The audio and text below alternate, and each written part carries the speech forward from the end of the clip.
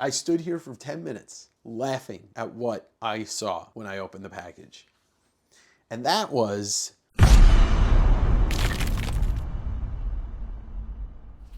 Welcome back to the West Coast Davengers. I'm Dave, the guy in the chair, but not exactly Professor Xavier, but kinda. Yeah. Today I'm going to bring you an old-fashioned haul video, something I haven't done in a long time. It's not based off a collection I picked up. It's stuff I've picked up in various collections, but also at stores or through the mail, stuff like that. Before we get started, I want to remind everybody, I hit 8,000 subscribers on this channel and 500 subscribers on Direct Edition. I'm going to give this bad boy away, this jazz hand Spidey McFarlane statue. If you're not subscribed to Direct Edition, that's my podcast, which has its own YouTube channel. It's also available on Spotify, Apple, Amazon, etc. Most recently, you saw me interview Chip Zdarsky on there. Before we also get started, hit the like, follow, subscribe, the bell, all that shit. Just do the thing in the box down here. Yeah, I just thought it would be fun to put some stuff under the camera, show off a couple of unique things, one-of-a-kind things, out-of-print books, foreign editions, just stuff that I like to collect that's not really for sale, but maybe open your mind up to something that maybe you might want to get or hunt for yourself. So anyway, Dave, take it away. All right, well, let's just start with the smallest items first, and I mean that by size. Here's something that I had no clue that came out, and I imagine not too many people do know. About 2 weeks ago, Image Comics, Todd McFarlane, finally got a full printing of the Shadows of Spawn manga, which is a 90s Japanese manga, obviously loosely based on Spawn, definitely not based on what we know. I don't think his name is Al Simmons. I think it says, Ken Kurosawa. But it's pretty cool. It's never been translated into English. And I think this thing just went way under the radar that it was getting released. But there you go. That is Shadows of Spawn. I didn't pre-order this. I was talking to my LCS, one of the guys that works in my LCS, Stargazer Comics in Tacoma, and he was telling me that this came in. And so I had to buy it because when you see Todd, you buy Todd, and I'm excited to read this. I have it in Japanese, but I don't read Japanese. Another little thing coming from Jim Rugg. I ordered some more copies of his new zines, and he sent a bunch of these. Shout out to Jim and Natalie for including these comics up, where he's kind of mashing up different characters to make one character. Like, I guess that's Astro Boy and Garfield or John. You can't really tell. But anyway, oh, here you go. Yeah, so it's Astro Boy, Garfield, Sluggo, and Charlie Brown. So it's a bunch of characters. That's comic stuff from Jim Rugg. Now we're going to go to the biggest item, and I mean that by size, all the way from Japan. From my homie, Sean, Japan Book Hunter, comes this amazing copy of the Domo 5000. So this is like pretty much an artist edition or a oversized black and white edition of Katsuhiro Otomo's Domo. Only 5,000 copies were made. Sean offered this at a great price because there was some foxing on it, and he really does like to sell only really clean stuff. So he discounted this, and I picked it up, and I couldn't be happier because I don't want to have to hunt one of these when I go back to Japan, and I don't want to carry this around, and I don't want to put it in my suitcase. So yeah, this is a book I've never read, the Dark Horse editions, which have been translated into English, but I've looked through this. I've looked through all of the editions that I've had of it, but this is the way to own it. The Domo 5000 Club. Look at that. So if you're an Otomo fan, if you're a manga fan, this is a must-have, although it is not cheap. But you can see some of the foxing on the paper here. I don't mind. I don't care. This is like something that I'm not trying to find the mintiest thing of, especially because of the nature of how limited they are and the fact that it's from another country. All right. Moving along, I recently bought a collection from somebody. It was mostly turtles, but he had some of these old, still sealed 90s Spawn gimmicks. It's the pedigree. It's the gold pedigree Spawn #1. It's out of print, everybody. This thing is going to get my kids through college, and I don't even have any kids. I just thought that was a neat addition. But this one's even cooler because of the logo. This is the 4-pack by Todd McFarlane Spawn. Although only 3 of the books are Spawn books, 11, 12, and 13. And then there's a random Image exciting, if you can read this here, an exciting #1 book from Image. Cover prices total $8.35, but Wizard December guide values the total at $9.20. That's a hell of an investment. And the extra Image #1 in there is a Wild Star #1. It's collectors. It's an $835 value, but if you listen to Wizard, look at all the endorsements on here. Spawn, Todd, and then Beckett. Oh my God, the 90s were a hoot. Let me tell you, hot book, right? How about this? This I absolutely love. The Clash of the Decade, Spawn Batman, Frank Miller, Todd McFarlane. You get this edition too, which is Doug Munch, Chuck Dixon, Alan Grant, and Klaus Janson, which, this one was okay, but I love this one. This thing has a very special place in my heart. Here's the idiot version of Dave. I used to have a copy of this signed by Todd and Frank Miller that I got in person signed over the course of, I think, 2 or 3 years. And I sold it, and what are you going to do? You can't always hold on to everything. So that was a fun little thing, those pickups. And then I guess I'll keep with the Todd motif. Along with that collection and the Teenage Mutant Ninja Turtles, I came 1 book away now from completing my Spawn run after I got this, issue 224. I'm just trying to collect 1 through 300. I'm not trying to do all the variants and stuff like that. I just wanted 1 through 300. Now I still need, I think, 242, which is like the lowest print run issue in the whole run. But this is part of the, as Todd would go on to put it, the parody covers, and parodying Dark Knight #2. We call them homage covers, but Todd has his own lingo for stuff. Right, bud? Along with the books the Domo book that I got from Sean in Japan, came this cool quarterly magazine, Uchusen. It's a monster Godzilla magazine. And every once in a while, I just like to buy some stuff from Sean that I'm not familiar with. And if it's kaiju, if it's Godzilla, whatever it is, I'll pick it up and just take a look at it. And, if I don't love it, I'll just sell it, which is fine because I do sell books on this channel. Every other Wednesday is West Coast Wednesday, where you can buy books from me right here on this YouTube channel. But this is like a science fiction, but a lot of kaiju. I thought this was cool. I think this is why I bought it, because of all this really cool character design art. And then it goes into some black and white and text heavy, but you get a lot of cool pictures in there. X-Files, Interview with a Vampire. I think this is some old American comic stuff here. No, this is just American sci-fi and horror movies. And then there's this in the back. I don't know who did this. Evil Dead, obviously know who did that. His name's Sam Raimi. Anyway, that was just a fun little pickup. All right, keeping with stuff from other countries. Recently, from my homie Maddie, from Maddie's Comics, on his Whatnot show, he was showing this off, and I thought it was pretty cool. A Captain America #1 reprint, but this is a German reprint from the 90s.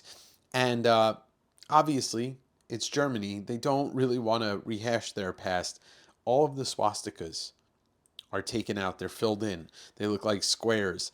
But I thought it was really interesting, not just that case, but the fact that it's a German reprint of Captain America #1. A book that I've never owned, obviously. Not sure where I would get a Captain America #1 from, but piece of history, and very cool to see it, like, sans swastikas, right? So that was cool. Thanks, Maddie. You can follow Maddie on Whatnot. You can follow Maddie on Instagram, Maddie's Comics. He's been on the channel a bunch of times, and he's been a good friend for a long time now. We'll get right back to the video, but first, I'm going to ask you, please check out my podcast Direct Edition. I say it's a podcast about nothing and everything. It's where I moved most of my interviews with all creators, artists, musicians, friends, whoever I feel like having a conversation with. I moved it over there. Plus, I do episodes where I just get in front of the camera and talk and pour out whatever I'm feeling about something about collecting or movies or music or whatever it is. But you can find the links down below. You can find directeditionpodcast.com and subscribe to it on your favorite streaming platform. And now back to the video. Next up is something I just picked up. Was this like last weekend, I think. I haven't figured out if I'm going to sell it or not. Probably not. This is Marvel Masterworks Fantastic Four numbers 41 to 50, which, I mean, is this maybe the greatest 9 issues in Marvel Comics history right in a row? You know, you got this Kirby run, but the highlights of it are obviously the first Inhumans, the first Black Bolt, and then right into the first Galactus and Silver Surfer, which is interesting because issue number 48 cover is missing from here, but I don't think it's missing from the run. I mean, the only thing that would have been cooler is if they gave the 40 and 41, they took it off and they did first Black Panther and This Man, This Monster. But, you know, they probably wanted you to buy another one after it. But anyway, I picked this up at Ancient Comics, which is local Seattle store, which just reopened. And, you know, Jack Kirby, Fantastic Four. I mean, I kind of want to read it. I just don't know if it's something that I would end up keeping, as I am a seller of the comic books. All right, something I have never seen before that I thought was really cool. If you remember the show Troll Hunters that was on Netflix, which came from Guillermo del Toro, and Anton Yelchin played the main character, and he sadly passed away while I think they were finishing up the last season. But here's a book, and it's The Secret History of Trollkind. But what's awesome about this is a Bill Sienkiewicz Segwitz cover. And it's like, I swear to God, Bill Sienkiewicz has done more work in comics than any other human alive. The interiors are not Bill Sienkiewicz. I didn't buy it for reading it, but it's pretty cool that Mark Guggenheim did the script. But I'm here. Oh, and Richard Starkings did the lettering. I mean, the art's pretty cool. I actually really enjoyed this Netflix series. It's a shame that, you know, Anton Yelchin passed away very young. But if you've never seen it before and it's still on Netflix, watch it. It's good. I want to give a special shout out to my buddy Derek Neiman. He's a wrench on this channel. He's a longtime Davengerino, and he heard in my Chip Zdarsky interview on Direct Edition that I needed this, and he sent it to me. That's the Zdarsky Comic News number 8, Batman and Chip in Love. But Batman is also Chip. Derek, thank you for sending this to me. I'm stoked. I got a chance to flip through it when I opened up the package today. So thank you for that. Okay, here's some other recent pickups. From Ancient Comics, I also picked up this issue of Hot Stuff number 2. Ken Barr doing the cover, but this is heavily, there's some Richard Corbin work in here, as you can see right there. But look at you got Richard Corbin, Gray Morrow, Ken Barr, Mike Vosberg, not that Bill Maher, but a Bill Maher, and Neil Adams in here on a sexy centerfold. I only have, I think, the first issue of Hot Stuff, so I was really stoked to get this. Yeah, it's a very awesome Neil Adams centerfold. It's very unlike his art style in a way. It's more cartoonish, but I dig it.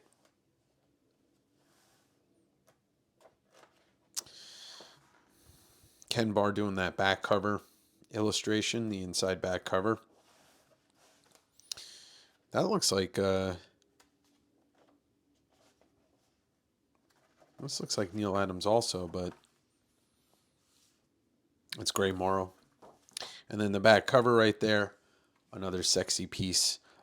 That's Bill Maher, but like I said, not that Bill Maher. So very recently I got a House of Mystery, House of Secrets lot from a guy that I buy comics from about 30 miles south of me. And he showed me in advance that at least one of these was signed on the cover by the legend Bernie Wrightson. So I went down there and I picked up all the books. So there's House of Secrets number 139, signed on the cover by Bernie. And these come from an old collection. I know they're real. I mean, I know what Bernie's autograph looks like. But I trust all of this stuff that I'm getting. So what's really cool is some of these are signed on the interior by none other than Sergio Aragones. So I couldn't help but buying them all. I am a Bernie Wrightson collector after all, and I have most of these issues, but I don't have a lot of them signed. See, and some of them get that really quick signature from Bernie. Sergio always signs the same way, though. I think one of these is even double signed by Sergio. This guy was a very meticulous collector. Yeah, so I mean, and I don't know. I sold one or two of them already. Most of these are going in my PC. They won't be for sale until one day I decide, you know what, I'm going to sell them. But who knows? Look at this one. Killer cover. And that Bernie signature in there. And like I said, I think one of them may be double signed by Sergio on the pages that he did strips on. This is one of the greatest covers ever. I mean, you saw my video, and if you didn't, I'll link it in the description below, my top 10 Bernie Wrightson covers.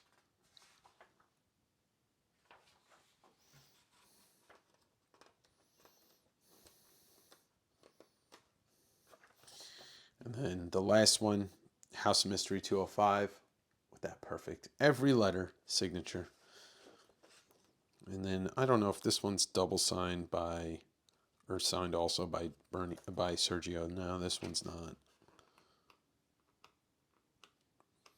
This stuff's classic though. House of Mystery and House of Secrets from that era.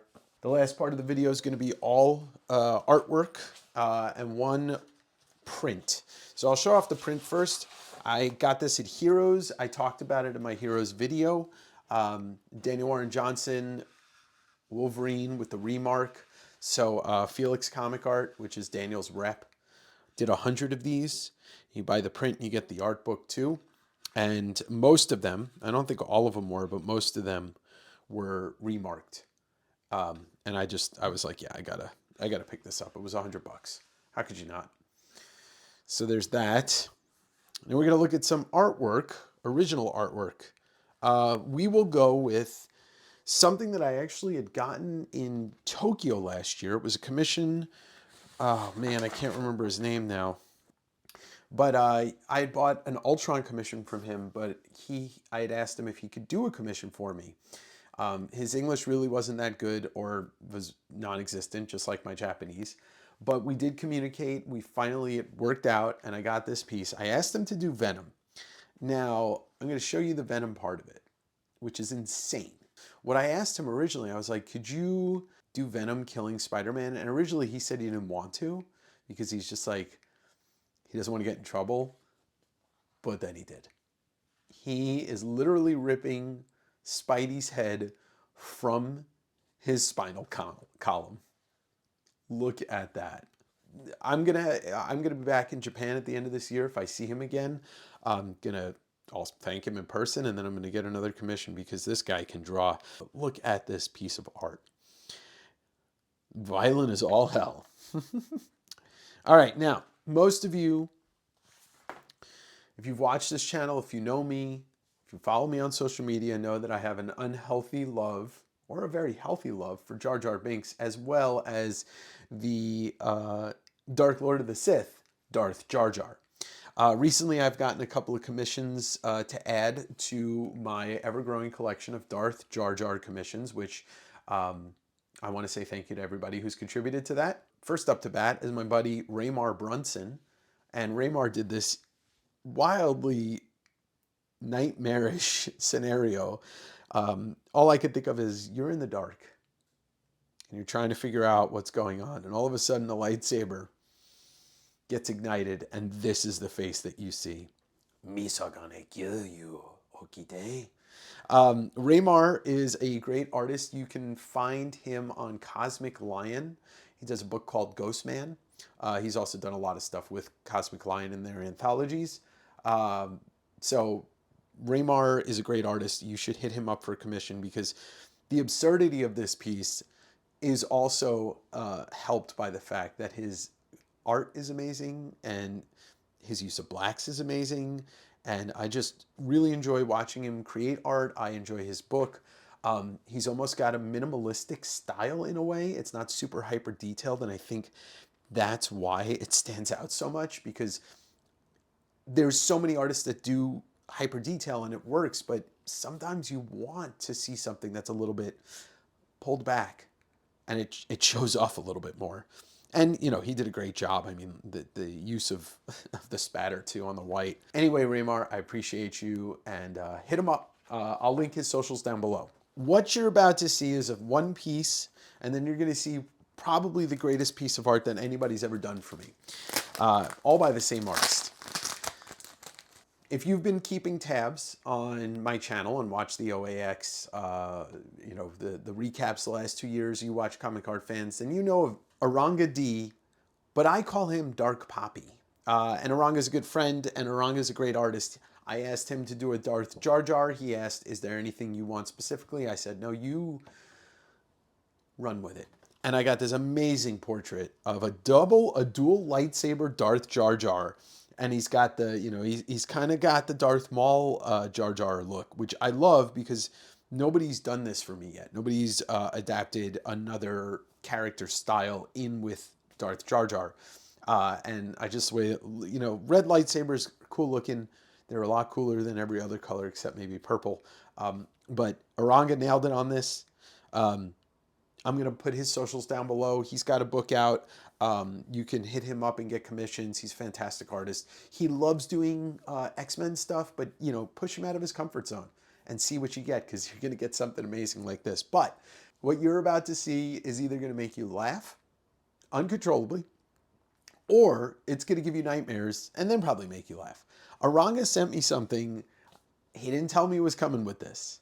I stood here for 10 minutes laughing at what I saw when I opened the package. And that was this fucking nightmare fuel.